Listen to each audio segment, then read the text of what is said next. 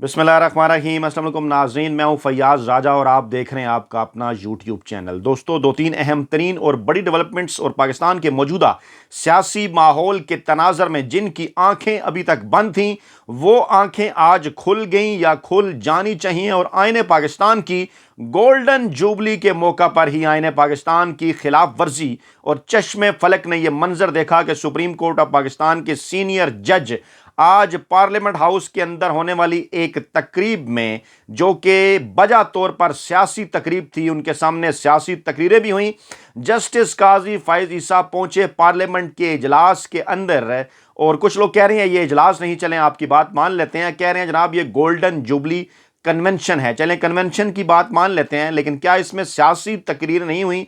और चश्मे फलक ने यह देखा कि आसिफ जरदारी साहब जब तकरीर फरमा रहे हैं तो बड़ी मोहब्बत भरी नज़रों से जस्टिस काजी फाइज ईसा साहब आसिफ जरदारी की जानिब देख रहे हैं।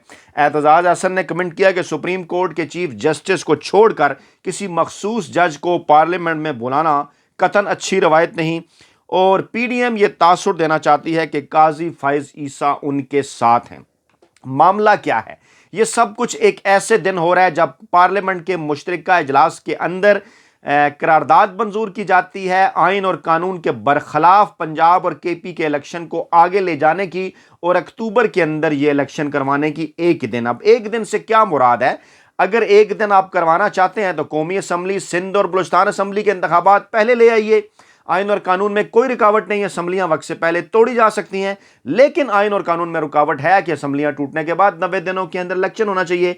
अब ये सारा मामला एक ऐसे वक्त पर हो रहा है कि जबकि चीफ जस्टिस उमर अता बंदयाल और उनके साथ 7 जजेस, साथी बरादरान जजेस आइन की हिफाजत के लिए डट कर खड़े हैं। और इसी सियासी तनाव के माहौल के अंदर जब मुल्क में सियासी तनाव की सी कैफियत है, सुप्रीम कोर्ट के चीफ जस्टिस उमर अता बंदयाल की बजाय गोल्डन जुबली के इस मौका पर जस्टिस काजी फाइज ईसा को बुलाया जाता है। वो ना सिर्फ कबूल कर लेते हैं, आते हैं और वहाँ पर वो तकरीर भी फरमाते हैं, लेकिन बैकग्राउंड आपके सामने रखना इंतहाई ज़रूरी कि कैसे ये तमाम तर मामला जस्टिस बंदयाल जो कि फ्रंट फुट पर खेल रहे हैं, उनकी जानिब से छक्के पर छक्का साबित हुआ, और मुस्तकबिल में तमाम तर मामलात में जस्टिस काजी फाइज ईसा साहब मुकम्मल तौर पर फारग होकर रह गए हैं। कप्तान का ये बड़ा खड़ाक था जिसमें सब नंगे हुए और इंपोर्टेड कंपनी बिलाखिर डूब रही है।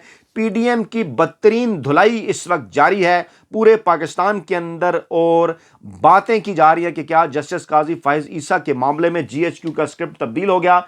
ये क्या मामला है? पहले मैं आपको बैकग्राउंड बताता हूं, क्योंकि लोगों को बड़ी मायूसी हुई, वो लोग जो कि जस्टिस काजी फाइज ईसा साहब से बड़ी उम्मीदें लगाए बैठे थे। लेकिन मैं ये वाज़ा कर दूं कि मुझे पहले दिन से अच्छी तरह से इस बात का अंदाज़ा है, बारहा पहले भी इस प्लेटफॉर्म पर आपके सामने ये बात कर चुका कि मुझे कोई हैरत नहीं हुई अपने, और जो मशहूर ज़माना जनाब अपना जो केस था मेमो कमीशन केस, उस दिन से लेके आज तक जस्टिस काजी फाइज ईसा साहब के मामले में मुझे कोई हैरत नहीं। वो रॉन्ग नंबर थे, वो रॉन्ग नंबर हैं और वो रॉन्ग नंबर रहेंगे। क्यों मैं ये लफ्ज़ इस्तेमाल कर रहा हूँ? क्योंकि इस बात के सबूत हैं जनाब हमारे पास। कैसे? हामिद मीर का एक ट्वीट मैं आपको बताऊँ जो कि 8 अप्रैल 2014 को सामने आया कि farmer DG ISI general Pasha apologise to farmer president Asif Ali Zardari on memo gate scandal and said I did it on the orders of general Kiani. ये है हामिद मीर का ट्वीट और डेट है इसकी जनाब अली अप्रैल 2014, यानी आज से तकरीबन 9 वर्ष पहले का ये मामला है। अब जरा केस समझिए, मेमो केस था क्या? मुंतखब वज़ीर-ए-आज़म के खिलाफ इस्टेब्लिशमेंट और नवाज शरीफ की और इफ्तिखार चौधरी की एक कंपेन थी उस वक्त की, जिसके अंदर जनरल कियानी, जनरल पाशा, नवाज शरीफ और इफ्तिखार चौधरी शामिल थे। हटाना चाहते थे वो यूसुफ ज़ा गिलानी को, और उसके बाद क्या हुआ? काला कोट पहनकर नवाज शरीफ गए अदालतों के अंदर, मेमो गेट स्कैंडल के ऊपर मेमो कमीशन बना, फ्रंट फुट पर लेकर आए इफ्तिखार चौधरी, जस्टिस काजी फाइज ईसा जो कि इनके पिक किए हुए मखसूस जज थे, जिनके ऊपर एतराज़ात भी हुए कि बलूचिस्तान हाई कोर्ट में डायरेक्ट कैसे उनकी तरक्की हुई और वो पहुंचे और वहां से फिर सुप्रीम कोर्ट आ गए। खैर, उस पर फिर कभी बात करेंगे। तो जनाब वही फैसला दिया।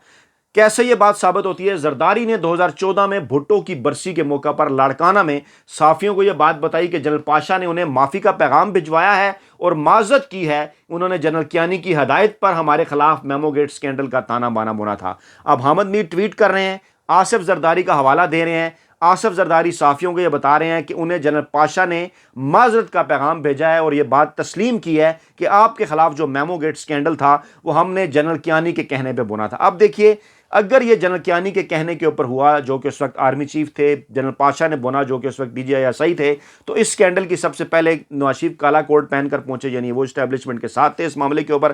اس کے بعد فیصلہ کیا آتا ہے؟ جسٹس قاضی فائز عیسیٰ صاحب بالکل وہی فیصلہ کرتے ہیں۔ کیا یہ محض اتفاق ہے کہ جناب میمو گیٹ سکینڈل میں قاضی فائز عیسیٰ نے بالکل وہی فیصلہ دیا جو ان سے جنرل کیانی، جنرل پاشا، نواز شریف اور افتخار چودھری چاہتے تھے؟ ہرگز نہیں جناب، یہ قطعاً اتفاق نہیں، بلکہ قاضی فائز عیسیٰ سپریم کورٹ میں نواز شریف، افتخار چودھری اور اسٹیبلشمنٹ کی بہت پرانی سرمایہ کاری ہیں۔ میں اس بات کے اوپر قائم ہوں، آج کی بات سے یہ بات واضح ہو جاتی ہے کہ جناب یہ کتنی بڑی سرمایہ کاری ہیں، کتنی پرانی سرمایہ کاری ہیں، اور ایک ایسے موقع کے اوپر کہ جب واضح طور پر سپریم کورٹ کے اندر ایک تقسیم نظر آ رہی ہے۔ جسٹس قاضی فائز عیسیٰ اور ان کے حمایتی 5-6 جج صاحبان ہیں، وہ پاکستان کے اندر آئین اور قانون کے مطابق 90 دنوں کے اندر پنجاب اور خیبر پختونخوا میں الیکشن نہیں کرانا چاہتے، بلکہ اس کے اندر وہ کچھ ٹیکنیکل چیزیں ڈھونڈ رہے ہیں۔ ایسے موقع کے اوپر ان کا پارلیمنٹ کے اندر آنا اظہار یکجہتی نہیں تو کیا ہے؟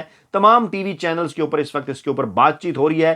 ایون جنگ جیو گروپ جو ہے، حامد میر صاحب کے پروگرام میں بھی لکھا ہوا نظر آ رہا ہے کہ آئین کی گولڈن جوبلی پر آئین کی خلاف ورزی اور اس قسم کی تمام تر جو چیزیں ہیں وہ اس وقت پورے سوشل میڈیا کے اوپر بھی ڈسکس ہو رہی ہیں۔ اچھا، ایک اور بڑی ڈیولپمنٹ آج یہ تھی کہ جسٹس قاضی فائز عیسیٰ کے خلاف ریفرنس واپس لینے کی درخواست پر فیصلہ آج محفوظ کر لیا۔ چیف جسٹس عمر عطا بندیال نے ان جو کریٹو ریویو واپس لینے کی درخواست کی سماعت چیف جسٹس عمر عطا بندیال کے چیمبر میں ہوئی، اور چیمبر میں اٹارنی جنرل منصور عثمان، ایڈیشنل اٹارنی جنرل عامر رحمان اور ایڈوکیٹ آن ریکارڈ انیس محمد پیش ہوئے۔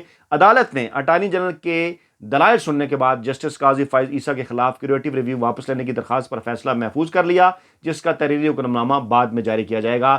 سماعت کے بعد میڈیا سے گفتگو میں اٹارنی جنرل نے کہا کہ آج چیف جسٹس کے چیمبر میں کیوریٹو ریویو اپیلوں پر سماعت ہوئی۔ حکومت نے رجسٹرار کے اعتراضات کے خلاف بھی اپیلیں فائل کی تھیں، ہم نے اپنے دلائل دیے، جس کے بعد فیصلہ محفوظ کر لیا گیا۔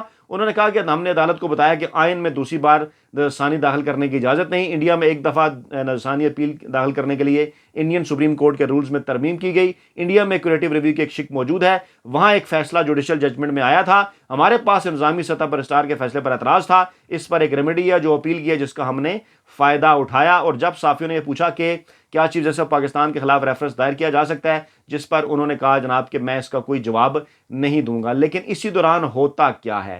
سپریم کورٹ میں پریکٹس اینڈ پروسیجر بل جو سپریم کورٹ سے متعلقہ پریکٹس اینڈ پروسیجر بل پارلیمان کے مشترکہ اجلاس سے آج منظور کروا لیا جاتا ہے، اور جناب راجہ پرویز اشرف کی زیر صدارت یہ اجلاس ہوتا ہے۔ وزیر قانون نذیر تاڑر جو ہیں وہ پیش کرتے ہیں بل، اور پھر یہ یہاں پر جو لوگ موجود ہوتے ہیں ان کے درمیان اتفاق رائے سے یہ بل منظور جو ہے وہ کیا جاتا ہے۔ اس سے پہلے وہ صدر مملکت ڈاکٹر عارف الوی کے اوپر تنقید بھی کرتے ہیں اور ایک ایسی تقریر کرتے ہیں جو کسی طور ایک وزیر قانون کی تقریر جو ہے وہ قرار نہیں دی جا سکتی۔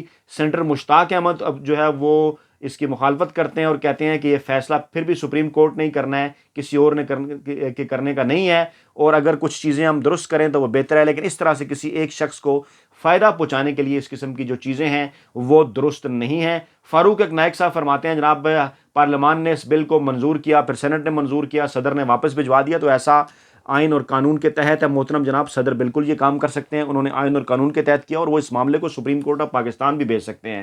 پھر جناب انہوں نے ذکر کیا کہ 1980 میں ضیاء کے دور میں یہ سپریم کورٹ رولز بنے تھے، وہ آدھا سچ انہوں نے بولا، کیونکہ 1973 کے آئین کے اندر یہ تمام تر چیزیں سپریم کورٹ کے چیف جسٹس کے اختیارات موجود تھے، جس پر دستخط ہوئے صاحب کو جو ہے سب کی جانب سے، لیکن زلفی بھٹو صاحب جو کہ کریڈٹ لیتے ہیں اس آئین اور قانون کا 1973 کا، چند ہی ماہ کے اندر، چند ہی ہفتوں کے اندر انہوں نے سپریم کورٹ کے جج صاحبان کے اختیارات چھیننا شروع کر دیے، رولز کے اندر ترامیم شروع کر دیں، جس میں بالکل بھی اپوزیشن سے کوئی رائے نہیں لی گئی، بلکہ اس دور کے ریکارڈز موجود ہیں کہ اپوزیشن کو سارجنٹ ایٹ آرمز نے باقاعدہ اسمبلی سے گھسیٹ کر باہر پھینک دیا، جو اپوزیشن کی جماعتیں تھیں، اور زور زبردستی یہ تمام تر قوانین آئین کے اندر تبدیلیوں کے وہاں پر انہوں نے منظور کروائے۔ یعنی یہ آغاز مارشل لاء کا زلفی بھٹو کے دور میں ہوا، اور ضیاء کے دور میں بعد میں جو رولز میں ترامیم ہوئی وہ تو واپس 1973 کے آئین جو اپنی بنیادی نوعیت کے مطابق تھا اس کے مطابق چیف جسٹس کے اختیارات اور باقی معاملات کے حوالے سے کی گئی۔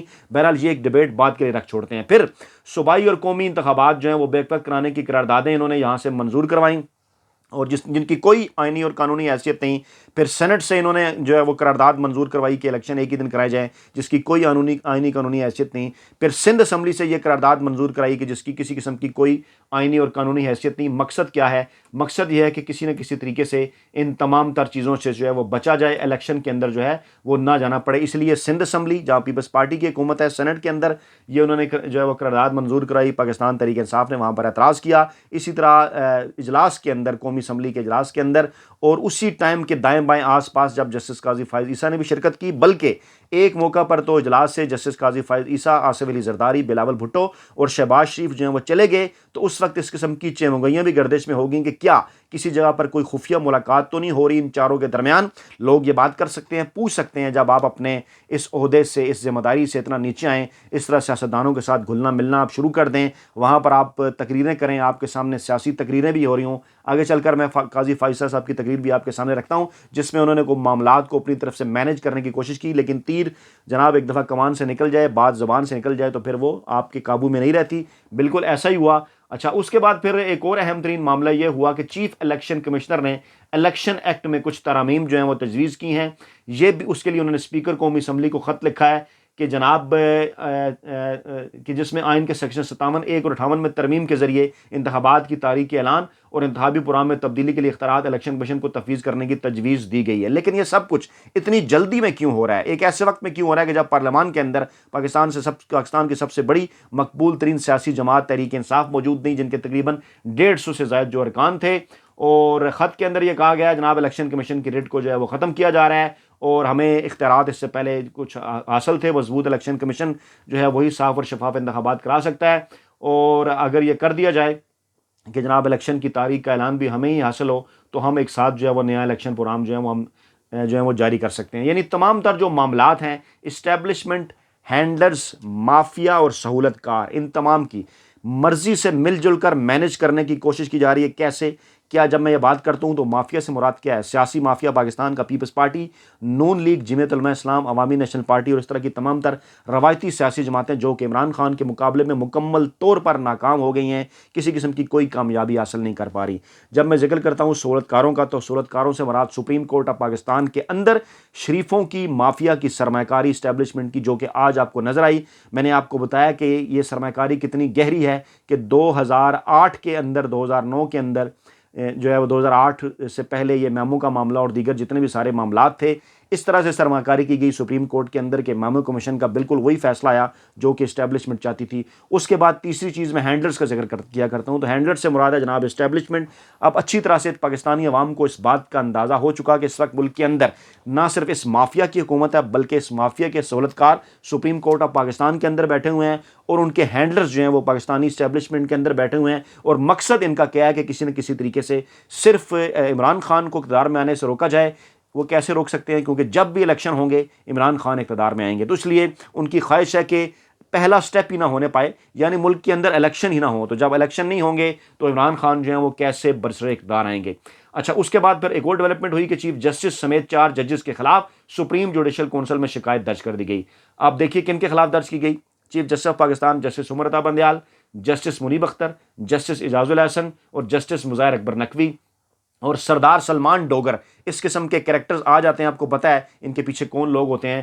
انہوں نے جناب جو ہے وہ یہ شکایت درج کی کہ غلام محمد ڈوگر اور صوبائی انتخابات کیس میں ججز نے مس کنڈکٹ کیا ہے اور چیف جسٹس سمیت جو چاروں جج صاحبان ہیں انہیں ان کے عہدے سے جو ہے وہ برطرف کیا جائے. کل کی ویڈیو آپ کو یاد ہوگی، اس کا براہ راست لنک ہے، اس کے ساتھ میں نے آپ کے سامنے باقاعدہ طور پر وہ نام لکھے تھے. میں نے آپ کو بتایا تھا، دوبارہ یاد دہانی کرا دوں، چیف جسٹس عمر عطا بندیال، اعجاز الحسن، منیب اختر، مظاہر اکبر نقوی، یہی اوپر 4 جج تھے. باقی 4 جج صاحبان محمد علی مظہر، عائشہ ملک، حسن اطہر رضوی اور شاہد وحید، یہ بھی آئین اور قانون کے معاملے کے اوپر ابھی اس وقت تک، آج کے دن تک ان کے جو ہے وہ ساتھ کھڑے ہوئے ہیں.